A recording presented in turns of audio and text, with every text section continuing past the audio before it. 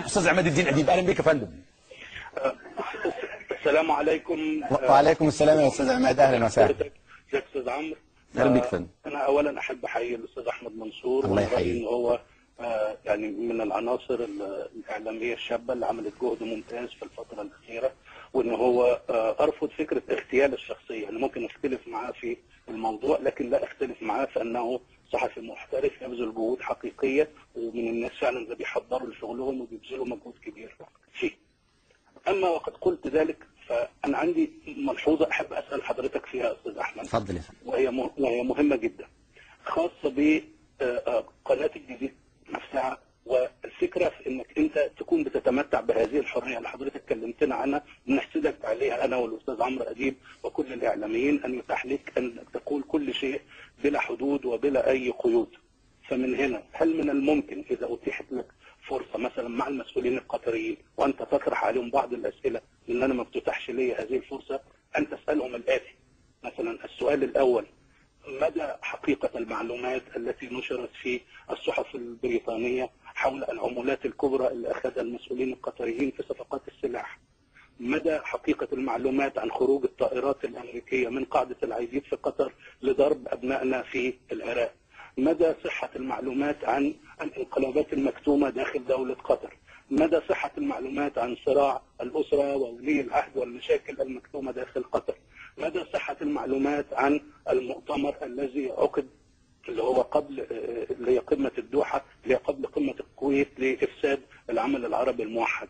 أنا عارف إن حضرتك بتتحدث دي حلقه كامله اهي، واداك حلقه بلا حدود يعني. أطرح أسئلة جريئة جدا، فبترجاك إنك أنت لتحقيق مصداقيتك وبنفس هذه الشجاعة اللي تحليت بها في المرات السابقة أن تطرح هذه الأسئلة، وبعد كده شوف حضرتك مكمل في قطر ولا هتيجي تشرف معانا هنا في مصر ونستضيفك وتكون كده على راسنا من فوق بإذن الله.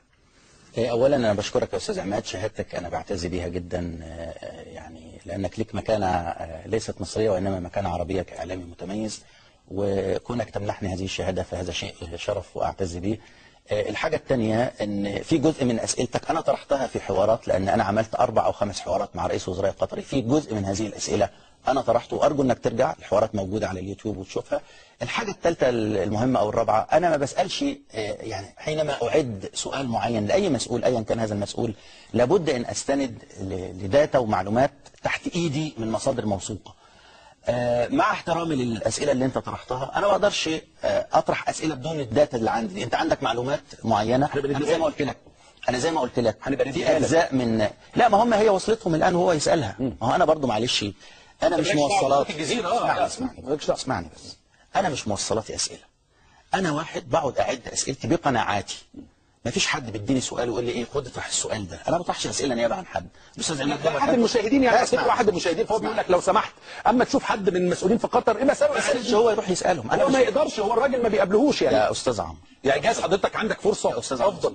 يا استاذ عمرو، انا مش موصلاتي اسئله لحد، وانا لما بصيغ سؤال لاي شخصيه بصيغه بقناعاتي وبثقافتي وبقراءتي وبتحضيري. زي ما حضرتك الان مش ممكن مثلا حد يكون مقابلك بره يقول لك انت احمد منصور عندك، طب خد اساله السؤالين دول، هتقوم تسالني؟ لا، لازم يبقى عندك خلفيه من الاسئله ديت، ويكون عندك قناعه ان تطرح هذه الاسئله وفي اي سياق هتحطها في هذا الموضوع.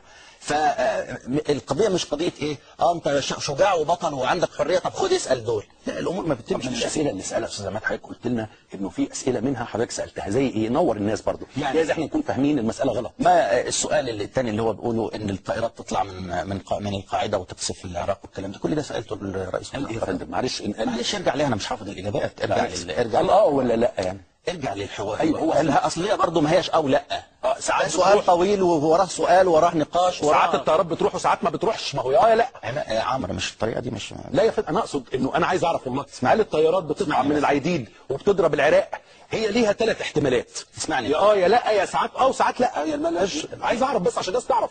ليس بهذه الطريقه واخد بالك يتم تناول الامور. لا انا بقول لك انا عايزين، اسمعني بس أنا ما بقول لك في مستند موجود وأن هذا السؤال طرح عليه في المستند، ارجع للمستند. مش عايز تكلف حالك وتروح تبحث، دي قصتك انت، روح. إنما عايز تقول لي أنا أقول لك أنا سألت الأسبوع اللي فات ضيفي عن الموضوع ده وقال لي إيه؟ ما ينفعش، لأن دي الآن الحوار بتاعي ده معاك بقى وثيقة، الناس المفروض ترجع ليها في أي وقت تشوفها. حواري مع أي واحد طلع معايا أصبح وثيقة، بعضها دونت كتب وبعضها بيطلع للناس تشوفه موجود على ما أقدرش لا انا انكر حاجه طلعت ومسجله والناس شايفاها بالصوت والصوره، وما اقدرش اتقول على الناس حاجه او اقول كلام مجتزأ منها. ولا اقول كلام مجتزأ منها.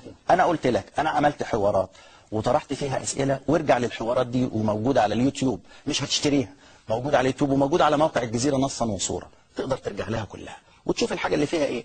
انما ميزه شغلنا ايه؟ انه موجود قدام الناس، موجود بالظبط. فاي حد هيتقول هيحاول ان هو يلف الكلام ويعمل، هو حر. لا مش تقول، هي لا يعني ما فيهاش. بس عايز برضه اقول للاستاذ عماد ليس بهذه الطريقه اعلامي محترم ومحترف يروح. لا يا اخي انا مش شايف فيها غضاضه ولا حاجه. يا عماد مثلا لو انا رايح مثلا بعمل حوار يقول لي والله يا عمرو في الاسئله دي انا مش عارف اطرحها، انا لو سمحت انا ما بتعاملش بالطريقه دي.